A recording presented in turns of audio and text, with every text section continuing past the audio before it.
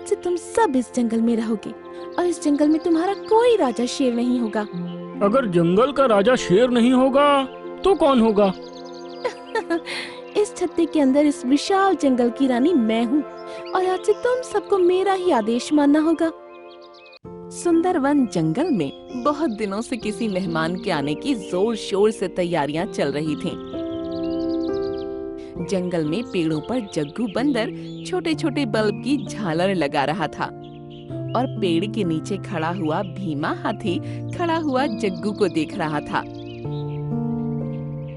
झालर को ठीक से लगाओ। भीमा चाचा, इससे ज्यादा ठीक से नहीं लग सकता। आप मुझे बार बार टोककर मुझे डिस्टर्ब कर रहे हो। तुम्हें पता है कि हमारे जंगल का राजा शेर सिंह इस मामले में कितना कठोर है? जग्गू गुस्से से बोला। पता है, वो राजा कम बॉलीवुड का आमिर खान ज्यादा लगता है, जो हर काम में परफेक्ट गिरी करता रहता है। ठीक है, मैं और जगह देखकर आता हूँ। इतना बोलकर भीमा हाथी वहाँ से सीधा चीकू खरगोश और बिल्लू खरगोश के रेस्टोरेंट के पास गया। चीकू खरगोश, सारी तैयारी हो चुकी है? हाँ भीमा चाचा, सारी तैयारियाँ हो चुकी है। ध्यान रखना, जंगल में सारी देखरेख की जिम्मेदारी शेर सिंह ने मुझे दी है, इसलिए कोई भी कमी मत छोड़ना। एक बात समझ में नहीं आ रही भीमा चाचा, आखिर ऐसा कौन सा मेहमान आ रहा है कि जंगल के राजा ने सारे जानवरों की नाक में दम कर दिया है? जरा धीरे से बोलो बिल्लू, अगर कहीं गलती से भी तुम्हारी बात राजा के कानों तक पहुंच गई तो वो तुम्हें नहीं छोड़ेगा। मेरा मतलब वो मेहमान कहाँ से आ रहा है?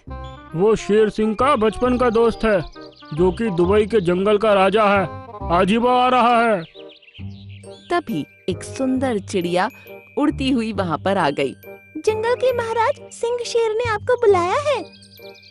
भीमा हाथी तुरंत सिंह शेर की गुफा के पास पहुँचा। क्या सारी तैयारियां हो गई भीमा?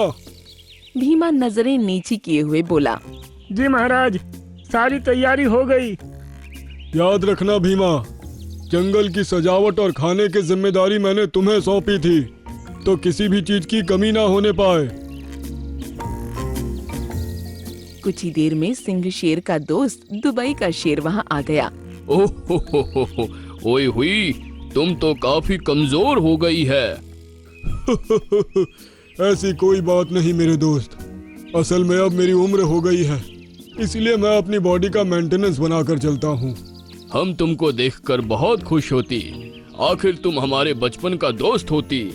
सिंह शेर अपने दोस्त की ही जुबान में उससे बोला। हम तुम्हारा बहुत दिन से बेसब्री से इंतजार करती, आओ हम तुम्हें अपना जंगल घुमाती। इतना बोलकर सिंह शेर अपने दोस्त के साथ वहाँ से चला गया और शाम तक अपना जंगल घुमाते हुए उसे खिलाता पिलाता रहा। थककर जब वो दोनों एक पेड़ के नीचे बैठे हुए आराम कर रहे थे, तभी दुबई का शेर बोला।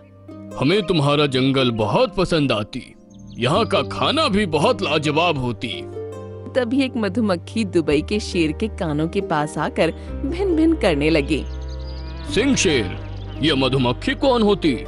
हम महसूस करती कि जब से हम यहाँ पर आती, ये तब से ही हमारे आगे पीछे मंडराती। कहीं ये कोई जासूस तो नहीं? मैंने ये आदेश दिया था कि सभी मधुमक्खियाँ अपने छत्ते से बाहर नहीं निकलेंगी, फिर तुम्हारी हिम्मत कैसे हुई बाहर निकलने की? मधुमक्खी अकड़ते हुए सिंह शेर से बोली। जिस पेड़ के नीचे तुम बैठे हो, उस पेड़ के ऊपर हमारा घर है। तुम जंगल के राजा होगे, लेकिन हमारे नहीं।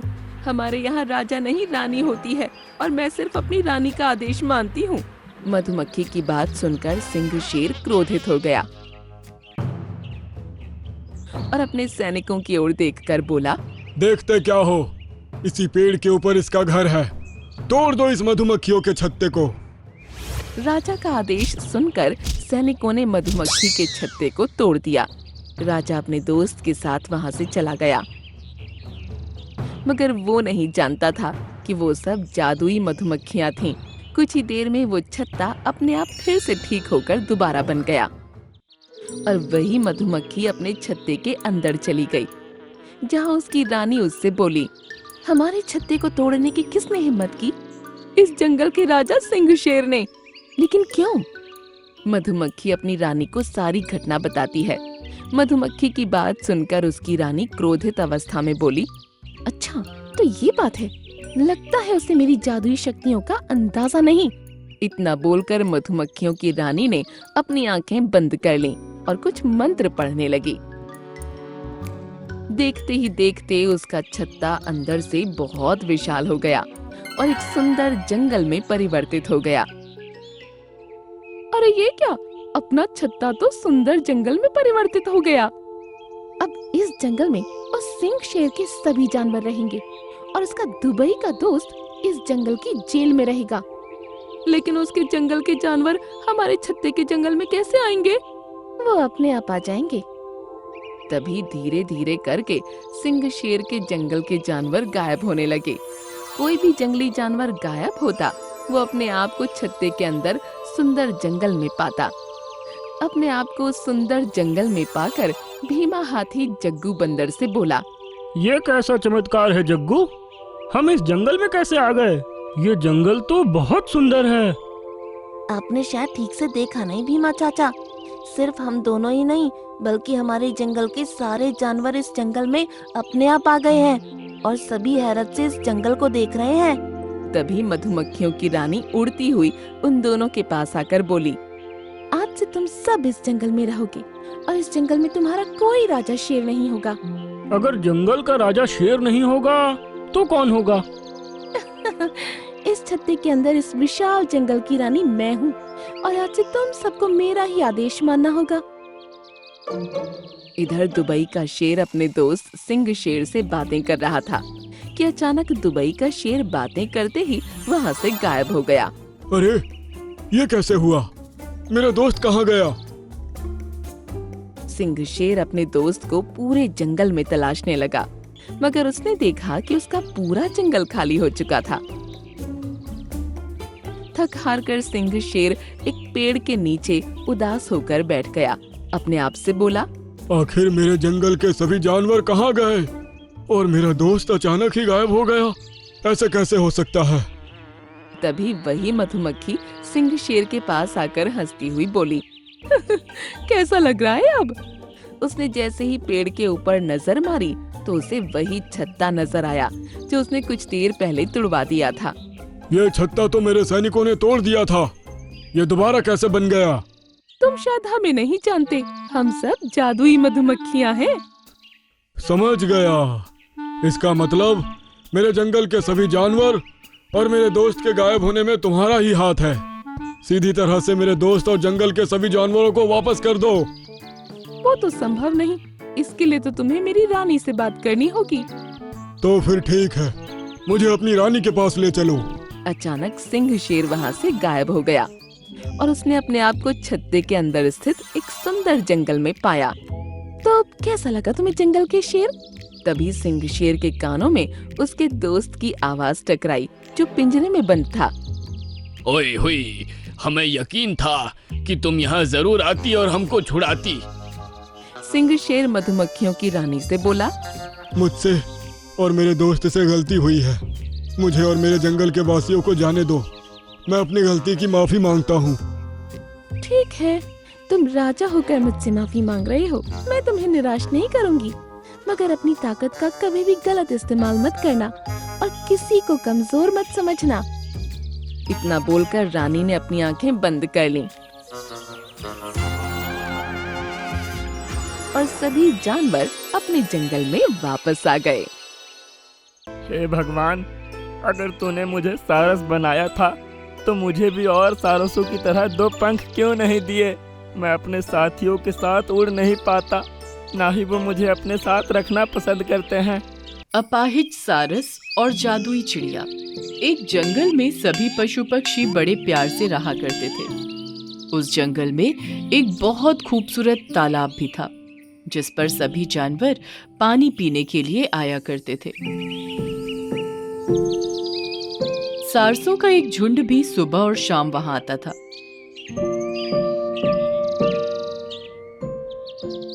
लेकिन एक सारस था जो कि दिन और रात वहीं भटकता रहता था।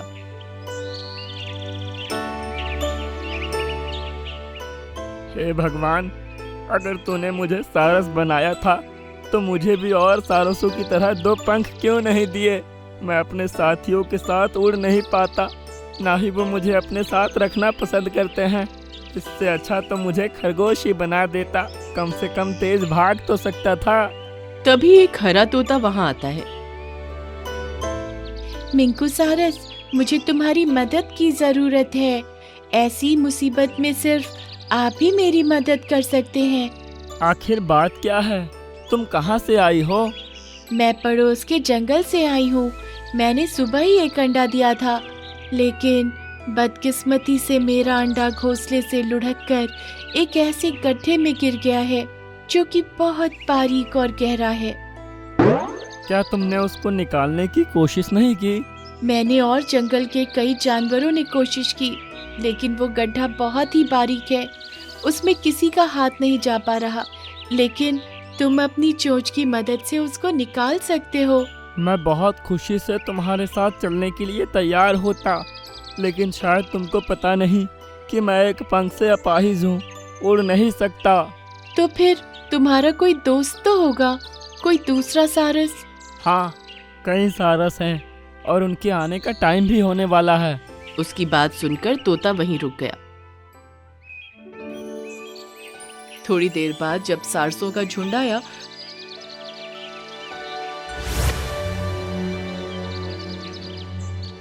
तो उस तोते ने सभी से मदद के लिए कहा। तुम्हारा जंगल तो बहुत दूर है, हम में से कोई वहाँ नहीं जाना चाहेगा। मेरा अंडा अगर उसी गड्ढे के अंदर फूट गया तो मेरा बच्चा उसी में पड़ा पड़ा मर जाएगा। प्लीज आप में से कोई मेरे साथ चलिए। हम उस तरफ जाते ही नहीं, और वैसे भी तुम इस जंगल की नहीं हो। हम तुम्हारी मदद के लिए भला इतनी मेहनत क्यों करेंगे? ये तुम लोग कैसी बातें कर रहे हो?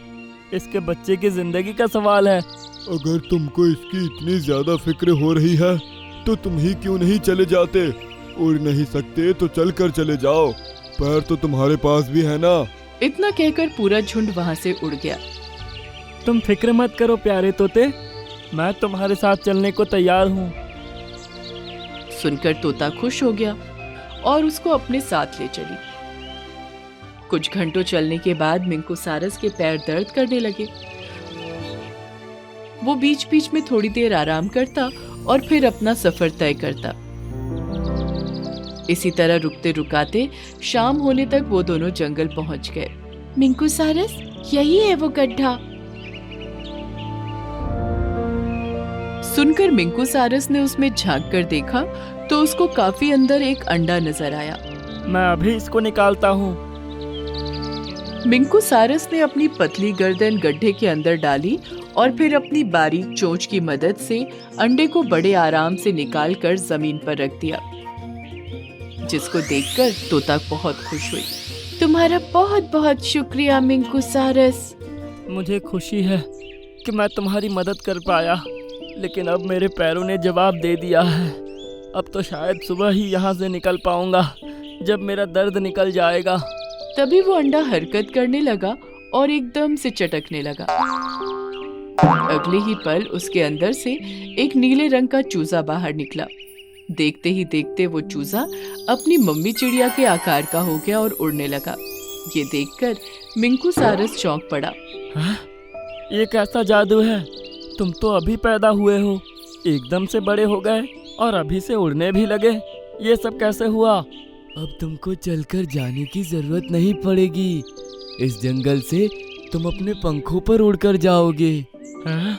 भला मैं उड़कर कैसे जा सकता हूँ? मेरा तो एक ही पंख है। अभी तक जो कुछ भी मैंने किया वो सब इन्हीं के कहने पर किया था। ये अंडा भी मेरा नहीं था। मुझे साफ साफ बताइए कि आप लोग कौन हैं और आपका मेरे पास आने का क्या मकसद था? हम दोनों जादुई पहाड़ी पर रहते हैं। आज सुबह जब मैं अपने ध्यान में बैठा था तब मुझे तुम्हारी आवाज़ सुनाई दी। किस तरह तुम भगवान से अपना दूसरा पंख निकालने की दुआ कर रहे थे। फिर तोता मेरे ही कहने पर कोई पक्षी दुखी दिल से भगवान से कुछ मांग रहा है। तुम उसके पास जाकर उसका इम्तिहान लो। अगर वो दिल का अच्छा हुआ तो हम उसकी ख्वाहिश ज़रूर पूरी करेंगे। फिर मैंने तोता से कहा, तुम्हारे पास गई और तुम्हारा इम्तिहान लिया। मुझे खुशी है कि तुम अपने इम्तिहान में पास हुए।